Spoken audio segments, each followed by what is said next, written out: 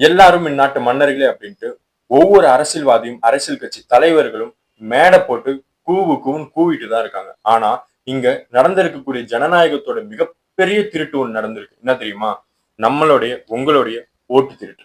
அதாவது ஜனநாயகத்துல, அதாவது இந்தியாவுல இருக்கக்கூடிய ஜனநாயகத்துல எல்லாருக்கும் சமமாக கொடுத்திருக்கக்கூடிய ஒரே ஒரு உரிமைனா அது ஓட்டுரிமை மட்டும்தான். அதிலே கையை வச்சிருக்கானுங்க.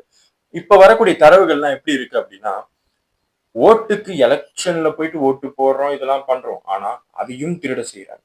இது எப்படி இருக்குன்னா, எக்ஸாமே எழுதாம பாஸ் பண்ண கதையா தான் இது இருக்கு.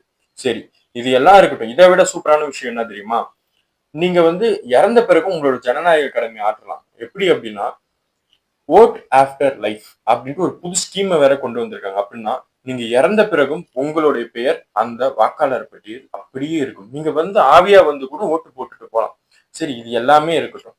பீகார்ல வந்திருக்கக்கூடிய இந்த எஸ்ஐஆர் அது வழியா பார்த்தோம்னா அந்த லிஸ்ட்டை விட்டாங்க. அதனால இஷ்யூஸ் ஆச்சு. இது எல்லாம் பார்த்தோம். இப்போ சுப்ரீம் கோர்ட்ல பாத்தீங்கன்னா அவர் பேர் யோகேந்திர யாதவ்.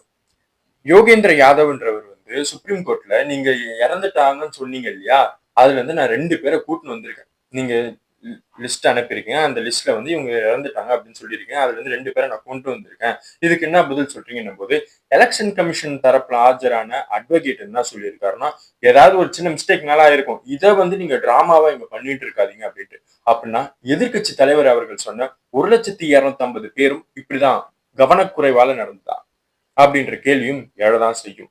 ஆனா இங்க நம்ம முக்கியமான ஒரு விஷயம் என்ன பார்க்க வேண்டியது அப்படின்னா, நமக்கான உரிமை அப்படின்ட்டும் இந்த ஆட்சி சரியில்லை, இந்த ஆட்சியாளர்கள் சரியில்லைன்ட்டு 5 வருஷத்துக்கு ஒரு தடவை மக்கள் கிட்ட தரக்கூடிய ஒரு மிகப்பெரிய பவர் அப்படின்னா இந்த ஜனநாயக கடமை தான். ஆனா இப்போ இந்த ஓட்டு போடுற இந்த ஜனநாயக கடமையிலுமே திருட்டு வேலை பார்க்க ஆரம்பிச்சுட்டாங்க அப்படின்ட்டு இப்ப கிளம்பி இருக்கக்கூடிய இந்த விஷயங்கள்லாம் சொல்லுது. அதே மாதிரி ஓட்டுல முக்கியமான இந்த ஜனநாயகத்துல முக்கியமான ஒரு விஷயம் என்னன்னா டிரான்ஸ்பரன்சி.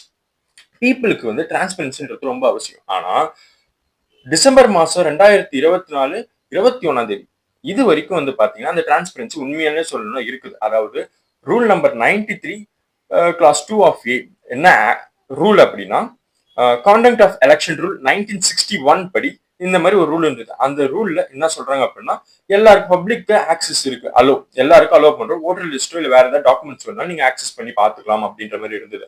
ஆனா நான் சொன்ன அந்த 21 டிசம்பர் 2024 அப்புறம் ஒரு அமெண்ட்மெண்ட் போட்டு என்ன சொல்றாங்கன்னா, அப்பெல்லாம் லிமிடேஷன் தான் நாங்க கொண்டு வரோம், அப்பெல்லாம் எல்லாரும் ஆக்சஸ் பண்ணி பாத்துக்க முடியாது அப்படின்ற விஷயத்தை கொண்டு வந்தாங்க. இதுக்கான காரணமா என்ன சொல்றாங்க அப்படின்னா, ஏஐ டெக்னாலஜியை பயன்படுத்தி இங்க இருக்கவங்களாம் ஓட் மேனிபுலேஷன் பண்ணிடலாம், இதெல்லாம் பண்ணிடலாம் அப்படின்ட்டு.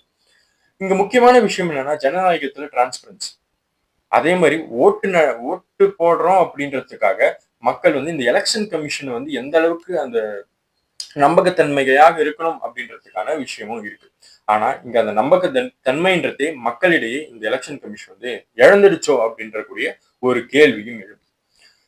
இந்த ஓட்டுரிமைன்றது நமக்காக இருக்கக்கூடிய ஒரே ஒரு மிகப்பெரிய உரிமைனா அது ஓட்டுரிமை தான். இன்னைக்கு நம்ம அதை விட்டுட்டோம் அப்படின்னா வருங்காலத்துல அது ஒரு மிகப்பெரிய வருங்கால வரக்கூடிய சங்கதியர்களுக்கு அது ஒரு மிகப்பெரிய ஒரு டிராபேக் ஆயிடும். அதனால இளமேட்டாவது இந்த முதுகெலும்பில்லாத இந்த அரசியல்வாதிகள், சில அரசியல்வாதிகள் வாயை துறப்பார்களா அப்படின்னுட்டு பல நாட்களா காத்து கொண்டிருக்கிறோம். மேலும் காத்திருப்போம்.